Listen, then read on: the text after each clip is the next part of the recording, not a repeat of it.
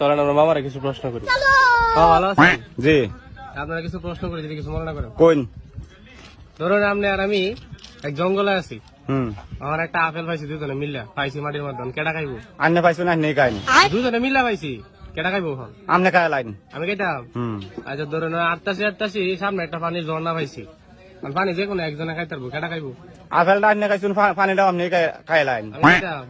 আচ্ছা আর সামনে যাইতেছে একটা এক মুসি, মানে এই আবার যেই সে মুসি না, এসে গোয়া সেলাই করে শুধু, যে কোনো একজনে গোয়া সেলাই করবো, কাটা সেলাই করবো?